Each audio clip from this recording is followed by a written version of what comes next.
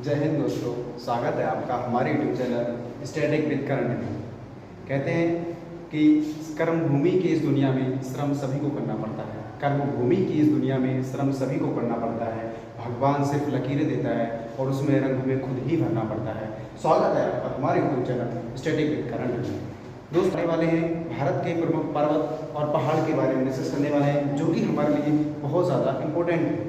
जो कि सही कहीं से क्वेश्चन आते हैं तो मैंने आपको इस मैप को बड़ी मेहनत से बना के इसमें लगाया। अगर आपको ये चैनल मेरा अच्छा लगे, अगर मेरी मेहनत अच्छी लगे तो एक बार चैनल को सब्सक्राइब और लाइक और शेयर जरूर करें। ये इसको अपना ही चैनल मानिए।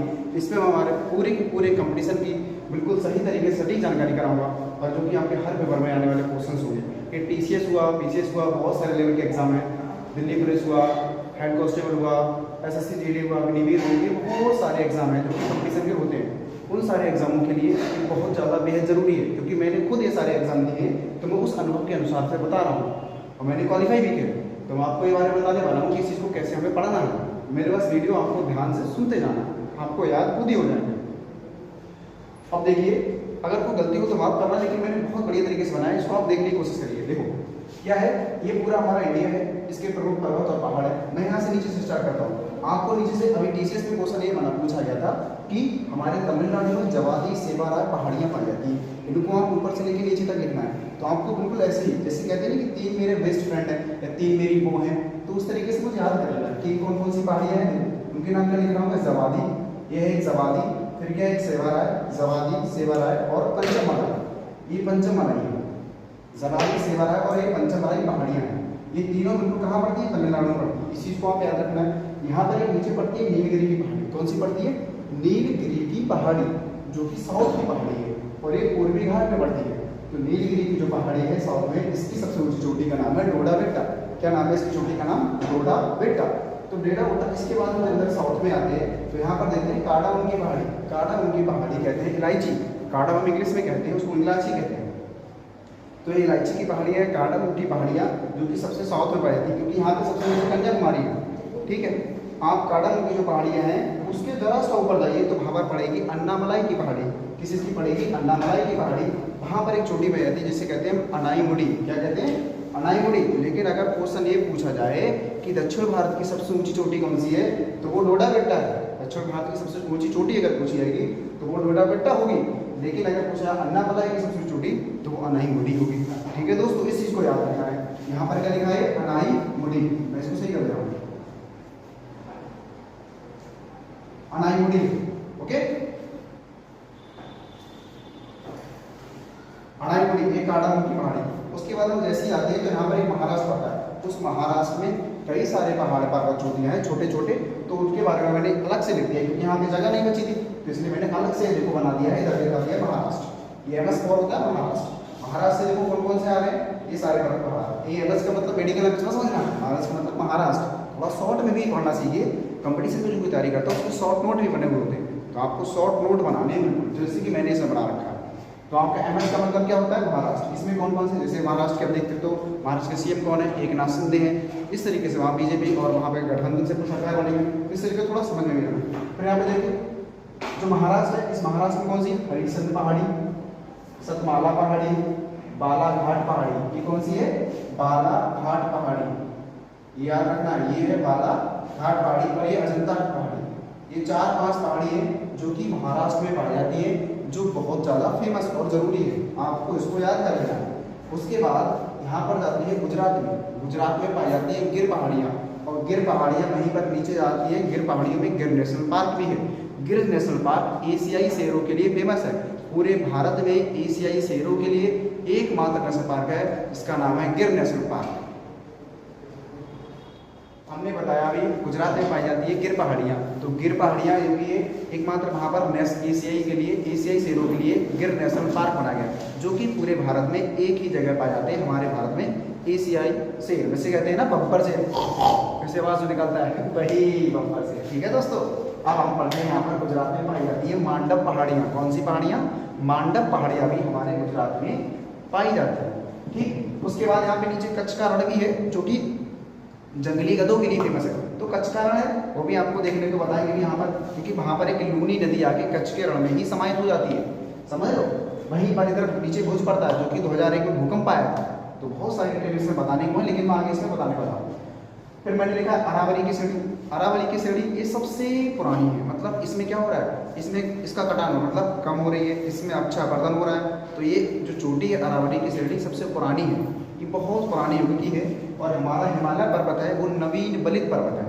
अगर पूछा जाए कि सबसे नवीन बलित पर्वत कौन सा है, तो वो हिमालय है। जहाँ हिमालय है वहाँ पहले हिमालय नहीं था, वहाँ पहले टेथिस सागर था, और उससे पहले अरावली इधर बनी हुई थी। तो अगर मैं बात करूँ पहले अरावली के बारे में, समझो कि अरावली श्रेणी सबसे पुरानी श्रेणी है, जो कि दिल्ली के इधर से जाती है पालनपुर तक, और इधर गुजरात से लेकर पूरी फैली हुई है। गुजरात, राजस्थान, दिल्ली, हरियाणा, वहाँ तक इसकी पहाड़ियाँ ये फैली हुई है, ये चोटी है। इसलिए याद रखना है कि अरावली श्रेणी की सबसे ऊंची चोटी कौन सी है, गुरु शिखर, जिसमें हम लोग गए थे घूमने पिछली बार 2020 में कोरोना के समय गुरु शिखर घूम के आए थे। बहुत बढ़िया लगता है वहाँ पर, और वहाँ पर एक नक्की लेक भी है, बहुत अच्छा लगता है राजस्थान में। और राजस्थान में बहुत सारी झीलें हैं, तुम्हें डीडवाना झील, बहुत अच्छी अच्छी झीलें हैं। गुरु शिखर की इसकी हाइट है 1722 मीटर। अरावली श्रेणी पर सबसे ऊंची चोटी जो है उसका नाम है गुरु शिखर, उसकी हाइट कितनी है 1722 मीटर। ठीक, उसके बाद हम बात करते हैं, ऊपर जाते हैं तो ऊपर ये बात करते हैं ट्रांस हिमालय। मतलब ट्रांस हिमालय वो भाग है हिमालय का जो कि हिमालय से भी पहले बन चुका था। ये हिमालय का पार्ट नहीं है, लोग कहते हैं कि ये हिमालय नहीं, ट्रांस हिमालय हिमालय का पार्ट नहीं है।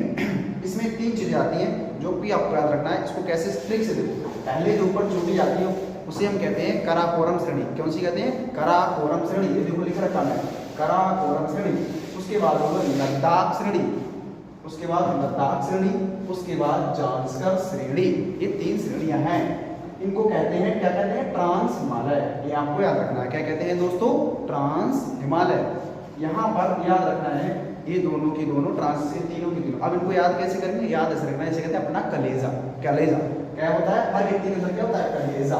तो आपको ऐसे करके याद रखना है, कलेजा, कलेजा याद रखना है। ठीक है दोस्तों, क्या याद रखना है, कलेजा याद रखना है। देखो इस कलेजा से आपको याद हो जाएगा। तो देखो ये कराकोरम श्रेणी, यहाँ पर देखोगे तो ये कराकोरम की श्रेणी हो जाएगी। ले से क्या हो जाएगी, लद्दाख हो जाएगी, आपको पता कर लेना। 50 से जांस्कर हो जाएगी। ठीक, उसके बाद एक क्वेश्चन बनता है कि सिंधु नदी किन 2 पर्वत श्रेणियों के बीच में होकर बहती है। तो सिंधु नदी जो घाटी में बहती है वो कहते हैं लद्दाख और जांस्कर 2 श्रेणियों के मध्य बहती है। इनके मध्य, लद्दाख और जांस्कर। और इसी के सिंधु नदी के दाएं, सिंधु नदी के दाएं, क्योंकि इधर चलेगी तो दाएं इधर ही तो होगा, जब इधर नदी बहेगी तो दाएं इधर, और जब नदी इधर बहेगी तो दाएं इधर हो जाएगा। तो जब सिंधु नदी इधर जाएगी तो दाएं इधर हो जाएगा। तो सिंधु नदी के दाएं तट पर, सिंधु नदी के दाएं तट पर लेह शहर है। कौन सा है, लेह। तो मैं यहाँ पर एक छोटा सा बना दे रहा हूँ, ये क्या है, लेह, यह है लेह। ठीक है दोस्तों, इस चीज को याद रखना।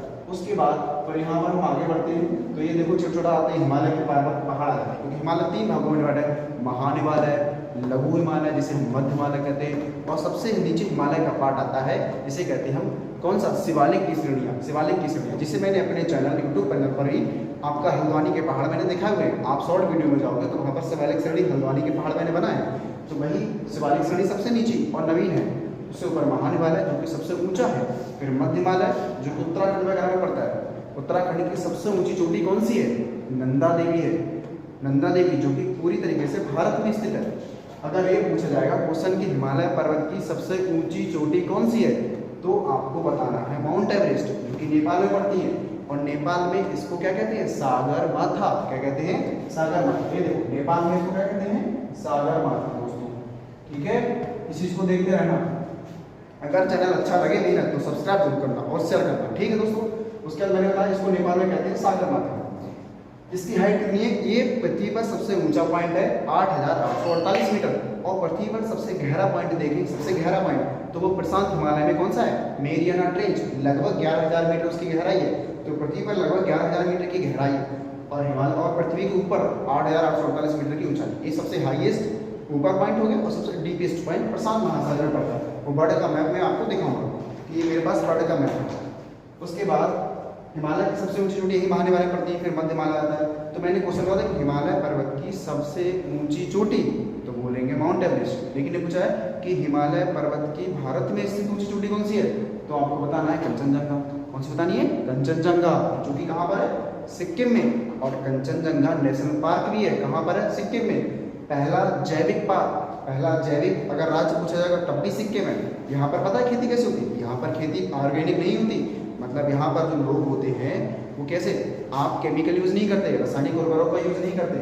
यहाँ पर जो खेती बहुत नॉर्मल और बेसिक तरीके से की जाती है, मतलब यहाँ पर खाद वगैरह, गोबर की खाद, मलमूत्र वगैरह जैविक खाद का यूज़ करते हैं। इससे क्या होती है, वहाँ की फसल बहुत अच्छी होती है और वहाँ पर रासायनिक उर्वरकों का यूज़ कम से कम मात्रा में किया जाता है। सिक्किम, और सिक्किम के साथ यही समझौता हमारे एक नया यूटी बना, कौन सा, लद्दाख। क्योंकि जम्मू, पहले हमारे भारत में राज्य कितने, 28 राज्य और 8 यूटी हैं, ठीक है। तो उसमें एक जो लद्दाख और जास्कर बना है, उसमें से लद्दाख ने सिक्किम के साथ समझौता कर लिया है कि हम भी आपके साथ मिलकर जैविक खेती का यूज करेंगे, रासायनिक उर्वरक यूज नहीं करेंगे। तो इससे हमारे पर्यावरण को क्या हो रहा है, पॉल्यूशन हो रहा है, ठीक है।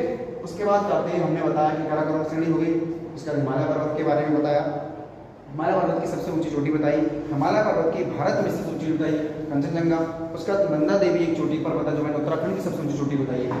उसका हिमालय को धीरे धीरे बढ़ते जाते हैं और यहाँ पर आते रहते हैं। फिर यहाँ पर पड़ता है सबसे, अगर पूछा जाएगा हिमालय पर्वत होता है कैसे, ऐसे करके आता है, वो पाकिस्तान में भी जाता है, हिंदुकुश पर्वत कहते हैं पाकिस्तान में, ऐसे करके, ऐसे ऐसे ऐसे करके, ऐसे करके, ये पूरा ऐसे करके आता है, ये पूरा नीचे जाता है। फिर वहीं पर जो अरब सागर पड़ता है, ये कौन सा है, भारत के पूरब में क्या है, अरब सागर। ये क्या है, ये क्या है, आप लोग बताइए, अरब सागर है कि बंगाल की खाड़ी, आप लोग बताएं। यहाँ पर क्या है, बंगाल की खाड़ी, वेरी गुड। क्या है यहाँ पर, बंगाल की खाड़ी है यहाँ पर। और इधर क्या पड़ेगा, इधर पड़ेगा अरब सागर सा, क्या पड़ेगा, अरब सागर। चूंकि जो ये है ना, तभी बंगाल की खाड़ी में यहाँ पर आपको छोटे छोटे द्वीप दिखेंगे इस टाइप से। तो इन छोटे छोटे द्वीपों को क्या कहते हैं, मैं इसे हटा दूँ इसको, तो इनको कहते हैं अंडमान निकोबार, अंडमान एंड निकोबार। ये हिमालय का ही तो भाग है, मतलब ऐसे करके उठा हुआ है, पता है, ऐसे ऐसे ऐसे ऐसे ऐसे करके जो हिमालय में डूब गया, वो डूब गया, वो उठ गया, वो द्वीप बन गया। द्वीप वो होता है जिसके चारों तरफ पानी हो, और प्रायद्वीप वो होता है जिसके तीन तरफ पानी, इधर पानी, इधर पानी, नीचे पानी, ठीक। अब अगर भारत की मैंने इतना बताया, फिर उसके बाद हम जाते हैं तो पूर्व में, तो मतलब एक ऐसे कि भारत में का सबसे, मतलब हिमालय पर्वत का सबसे पूर्वी पर्वत कौन सा है, हिमालय पर्वत का सबसे पूर्वी पर्वत कौन सा है, नामचा बर्वा पर्वत। कौन सा है, नामचा बर्वा पर्वत है सबसे पूर्व। इसी की मोड़ देखो, यहाँ से एक निकलती है, इसका नाम है, जिसे हम कहते हैं एक ग्लेशियर है, कौन सा, यहाँ पर एक निकल के आती है ब्रह्मपुत्र नदी। उस ब्रह्मपुत्र नदी को तिब्बत में क्या कहते हैं, सांगपो। क्या कहते हैं, सांगपो। ये सांगपो नदी यहाँ से ऐसे करके निकलती है और ऐसे करके घूमती हुई ये ऐसे नामचा पर्वत के होते हुए, इसको तिब्बत में सांगपो कहते हैं। क्या कहते हैं, सांगपो। ये ऐसे करके निकलती है और यहाँ से होते, मानसरोवर झील के पास से निकलती है, यहाँ से होते हुए ऐसे करके घूमते हुए, और ये ऐसे करके जैसे ये असम में प्रवेश करती है, तब इसका नाम हो जाता है ब्रह्मपुत्र। क्या नाम हो जाता है, ब्रह्मपुत्र। और ऐसे करके प्रवेश करते हुए, और ऐसे करते हुए बांग्लादेश में प्रवेश करती है, और जब बांग्लादेश में प्रवेश करती है तब इसका नाम हो जाता है जमुना। और इधर से आ रही हमारी गंगा नदी बांग्लादेश से प्रवेश करती है तो उसका नाम हो जाता है पद्मा। ध्यान से सुनिए, जब हमारी गंगा नदी भारत में होती है तो उसे गंगा कहते हैं, लेकिन जैसे ही वो नदी बांग्लादेश से प्रवेश करती है तो उसका नाम पद्मा हो जाता है। यानी कि गंगा को बांग्लादेश में पद्मा कहते हैं, ब्रह्मपुत्र को सांगपो से स्टार्ट होती है, असम में ब्रह्मपुत्र कहते हैं, और बांग्लादेश में जमुना कहते हैं। क्या कहते हैं, जमुना। फिर ये जमुना और पद्मा दोनों मिल जाती हैं बांग्लादेश में, फिर जब आगे बढ़ती हैं तो पद्मा के नाम से, और बाद में इसकी एक सहायक नदी मेघना बांग्लादेश में आकर मिल जाती है, फिर उस मेघना के नाम से आगे बढ़ती है, और वो मेघना के नाम से, यानी कि गंगा नदी क्या बन चुकी है अब, मेघना। तो गंगा नदी मेघना के नाम से आगे बढ़ के बंगाल की खाड़ी में गिर जाती है, और वहीं पर सुंदरबन का डेल्टा का निर्माण करती है, जो कि जैव विविधता सबसे ज़्यादा है। सुंदरबन नेशनल पार्क भी कहाँ पर है, पश्चिम बंगाल में, आपको याद रखना है। फिर उसके बाद यहाँ से ऐसे करके जाती है, यहाँ पर सुंदरबन का डेल्टा बनाती है। यहाँ पर एक याद रखना है, मेघालय एक राज्य है, यहाँ पर मेघालय एक राज्य है, वहाँ पर 3 तरह की पहाड़ियाँ पाई जाती हैं। इसका नाम क्या है, गारो खासी जयंतियाँ। उनका नाम क्या है, गारो खासी जयंतियाँ। ये आपको याद रखना है, ये गारो खासी जयंतियाँ हैं, ये मेघालय में ही तीनों पाई जाती हैं। ये तीनों वहाँ की पहाड़ियाँ हैं, और इन्हीं पहाड़ियों के नाम से वहाँ पर जनजाति रहती है। मतलब ये है कि इन्हीं पहाड़ियों में जो जनजाति रहती है उनका भी नाम भी। और अगर क्वेश्चन बने कि गारो खासी जयंतियाँ जो है ये जनजातियाँ कहाँ पाई जाती हैं, तो मेघालय में। अगर पहाड़ी से आ जाए तब भी मेघालय में। जयंतिया में ही सबसे ज़्यादा फेमस है जैसलमेर, जैसल, ठीक, जहाँ पर क्या होती है सबसे ज़्यादा मानसेराम। जयंतिया है वहाँ पर क्या है मानसेराम है शहर, वहाँ पर सबसे ज़्यादा क्या होती है बारिश, सबसे ज़्यादा क्या होती है बारिश। हमारे पूरे भारत में सबसे ज़्यादा बारिश कहाँ पर होती है मानसेराम, जो कि मेघालय में पड़ता है। अब यहाँ पर जैसे आते हैं, यहाँ पर हो गई बात। उसके बाद एक क्वेश्चन पूछता है कि ये सब जो गारो खासी नदियाँ हैं ये तीनों की तीनों हिमालय पर्वत की हैं, ये नॉर्थ ईस्ट की हैं। तो नॉर्थ ईस्ट में तो है लेकिन हिमालय पर्वत का भाग नहीं। ये पता है किसका भाग है, ये देखो मैंने क्या लिखा है छोटा नागपुर का पठार। ये छोटा नागपुर के पठार का ये भाग है, ऐसे करके ये बढ़ जाता है आगे से चला जाता है। तो छोटा नागपुर पठार ये बड़ा इतना सा बड़ा पठार है। इस पठार में मैंने दो चीज़ें लिखी, इस पठार में दो भाग है, एक नीचे जो है वो रांची का पठार, किसका रांची का पठार, और ऊपर जो है वो हजारीबाग का पठार है। क्या है हजारीबाग का पठार, जो कि खनिज के लिए हमारे लिए बहुत ज़्यादा इंपॉर्टेंट है, ठीक है। वहाँ पर एक पाई जाती है पारसनाथ की पहाड़ी, जो कि झारखंड में पाई जाती है। और पारसनाथ की पहाड़ी पर अभी हो गए थे विवाद को लेकर झारखंड में, क्यों, क्योंकि ये जैन समुदाय के लिए फेमस है। ये जो है वो जैन समुदाय के लिए फेमस है। यहाँ पर जैन समुदाय के लोग पूजा करते हैं, क्योंकि वहाँ पर किसका है पार्श्वनाथ का मंदिर है। तो वहाँ पर जैन समुदाय के लिए फेमस है पारसनाथ की पहाड़ी। तो ये जो है हमारी पारसनाथ की पहाड़ी जैन समुदाय के लिए फेमस है। अब यहाँ पर झारखंड में इसी चीज़ को लेकर विवाद चल रहा है, क्यों, क्योंकि सरकार ने इसे पर्यटक स्थल बना दिया और लोग वहाँ के मना कर रहे हैं, तो इसी को लेकर वहाँ पर विवाद चला हुआ है। आपको बताना है कि झारखंड के सीएम कौन है अभी, हेमंत सोरेन, वेरी गुड। फिर उसके बाद और झारखंड से एक क्वेश्चन और भी करंट का बता दूं मैं कि अभी हमारे जो राष्ट्रपति बनी है द्रौपदी मुर्मू, वो एक संथाली जनजाति की है, ठीक है, पहली आदिवासी महिला राष्ट्रपति। उसके बाद मैंने क्या बताया, उससे पहले पीएम मतलब राष्ट्रपति बनने से पहले वो झारखंड की क्या थी राज्यपाल ही थी। उनका जन्म मयूरभंज उड़ीसा में हुआ है, इस चीज़ को आप याद रखिए। फिर उसके बाद झारखंड आ गया, हजारीबाग का पठार, रांची का पठार, ठीक। इसमें पावर में है उड़ीसा शहर। उड़ीसा एक शहर है, इस उड़ीसा शहर में क्या है एक चोटी है, जिसे कहते हैं कि पूर्वी घाट। पूर्वी घाट का मतलब इस एरिया, ये पूरा एरिया, इस पूर्वी घाट की सबसे ऊंची चोटी की अगर बात करेगा तो वो कौन सी है महेंद्रगिरी। क्या है महेंद्रगिरी, जो कि कहाँ पाई जाती है उड़ीसा में, वेरी गुड, इस चीज़ को याद रखना है। उसके बाद मैंने आपको ये सारी चीज़ें बता दी, जवानी से बारह। उसके बाद ये जो महेंद्रगिरी की पहाड़ी है बहुत ज़्यादा फेमस है। अब आ जाओ बीच में बात करते हैं तो ये पूरा गंगा नदी का मैदान है, पूरा किसका मैदान है गंगा नदी का मैदान है। उसके बाद यहाँ पर पर्वत पड़ता है विंध्याचल पर्वत, कौन सा पर्वत विंध्याचल पर्वत, और उसके नीचे बहती है नर्मदा नदी, कौन सी नर्मदा नदी, मैंने बना रखा है विंध्याचल पर्वत, फिर नर्मदा नदी, उसके नीचे सतपुड़ा पर्वत, फिर तापी नदी। आपको ऐसे याद कर लेना है कि बिनसत याद करना है, जिससे आपको याद रहेगा। जब आप बिनसत याद रखोगे ऐसे देखो बिनसत याद रखना है, कोई लेना नहीं कि मेरा दोस्त है बिनसत। विंध्याचल पर्वत और फिर सतपुड़ा पर्वत हो गए, और इनके बीच में एक नदी बहती है। क्वेश्चन ये पूछा गया था कि नर्मदा नदी किन दो पर्वतों के बीच में बहती है, नर्मदा नदी किन दो पर्वतों के बीच में बहती है, तो उनका नाम क्या है विंध्याचल पर्वत और सतपुड़ा पर्वत। विंध्याचल पर्वत और सतपुड़ा पर्वत, यहाँ पे याद रखना है कि विंध्याचल पर्वत की जब आती है तो ये पहाड़ी है, तो विंध्याचल पर्वत में कैमूर पर्वत, कैमूर पहाड़ी है, कैमूर पर्वत है, और बहुत सारे जब पर्वत आते हैं। आपको याद रखना है कि विंध्याचल पर्वत के जरिए पड़ती है अमरकंटक की चोटी, कौन सी अमरकंटक की चोटी। इस अमरकंटक की चोटी से बहुत नदी निकलती है नर्मदा। यहाँ पे दो नदी निकलती है, एक तो नदी इधर को निकल जाती है नर्मदा, और दूसरी इधर निकल जाती है सोन नदी। ये क्या लिखा है सोन नदी, ये है हमारी सोन नदी। सोन नदी अमरकंटक की चोटी से निकलती है। ये सोन नदी इधर जाके अरब सागर की खाड़ी में, अरब सागर में गिर जाती है, और इधर जो सोन नदी है ये बंगाल की खाड़ी में ना जाकर इधर से जाते हुए गंगा में मिलेगी, फिर वो गंगा के साथ उसका पानी आता है। तो आपको याद रखना है कि सोन नदी वो कहाँ मिलती है गंगा में, सोन नदी कहाँ मिलती है गंगा में, पटना में जाके मिल जाती है। उसके बाद यहाँ सतपुड़ा पर्वत है, फिर महादेव पर्वत, इसकी पहाड़ियाँ हैं, फिर इधर मैकाल पर्वत है। तो लेकिन सतपुड़ा पर्वत की पूछा जाएगा सबसे हाईएस्ट चोटी, सबसे ऊंचा पर्वत कौन सा है, तो वो धूपगढ़ है। क्या है धूपगढ़। ये मध्य प्रदेश में, लगभग मध्य प्रदेश, महाराष्ट्र, इधर छत्तीसगढ़ पूरा एरिया यहाँ पर पड़ा हुआ है। उसके बाद देखिए सबसे नीचे सतपुड़ा पर्वत के नीचे कौन सी है, देखो सतपुड़ा में क्या आ रहा है ताप, तो इसके नीचे कौन सी नदी ताप्ती नदी, इसको याद रख लेना। सतपुड़ा में क्या आ रहा है ताप, तो इसके नीचे कौन सी नदी तापी नदी। तो विंध्याचल पर्वत, नर्मदा नदी, सतपुड़ा पर्वत, उसका तापी नदी, याद हो गया, ठीक है। उसके बाद इस तरीके से इसको क्रम में एक बार क्वेश्चन में टीसीएस में पूछा भी नहीं गया था कि इसको आप क्रम से लगाइए, तो कहीं ऊपर उन्होंने दे रखा था, कहीं नीचे दे रखा था, तो आपको इसको सही कर उसको मैंने इस तरीके से बताया कि तमिलनाडु में जवादी से भरा पहाड़ियाँ, और इस तरीके से मैंने पूरी इस मैप को आपको याद कराने की कोशिश करी है कि अरावली श्रेणी की सबसे ऊंची चोटी गुरु शिखर है और हिमालय पर्वत की सबसे ऊंची चोटी कौन सी है, माउंट एवरेस्ट। तो मैंने इसको आपको भारत के प्रमुख पर्वत और पहाड़ियों में मैंने याद कराने की कोशिश करी, जो कि आपके लिए बहुत ज़्यादा जरूरी है। ठीक है, दक्षिण भारत की चोटी याद रखना, सबसे ऊंची चोटी डोडा बेटा है। और हमारे अब देखो क्वेश्चन कि भारत के पूरब में क्या है, पूरब में देखो क्या है, बंगाल की खाड़ी। क्योंकि जब भारत का मैप ऐसे बना तो आप ऐसे पढ़ेंगे, पूरब में बंगाल की खाड़ी है, पश्चिम में अरब सागर है, उत्तर में हिमालय पर्वत है, तो बताइए दक्षिण में क्या है। आप सब लोगों को कमेंट में ये टाइप करना है कि हमारे दक्षिण में क्या है।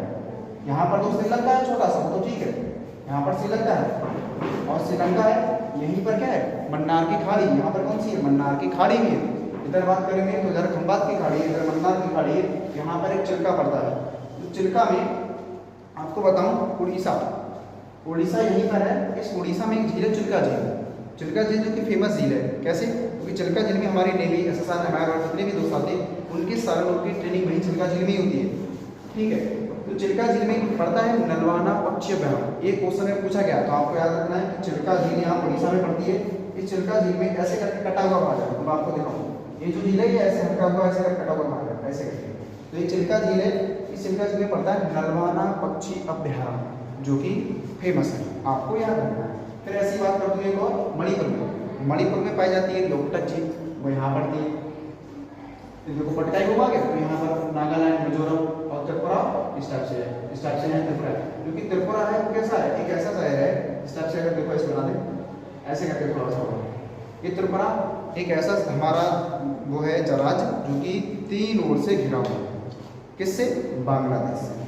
आप लोगों को एक चीज़ और बतानी है इस भारत के मैप में, आपको बताना है कि ऐसा कौन सा राज्य है, ऐसा कौन सा राज्य है जो कि 3 तरफ से अंतर्राष्ट्रीय सीमाएं लगाता है। तो आपको इस मैप में पता करना है। देखिए मैंने इसको भी लगा रखा है अपनी कोचिंग में, लेकिन इस चीज़ को बढ़िया तरीके से आप पढ़िए, समझिए, और अगर मेहनत अच्छी लगी तो चैनल को सब्सक्राइब करिए। थैंक यू दोस्तों, अगर मेरी मेहनत अच्छी हो तो सब्सक्राइब जरूर करना। जय हिंद।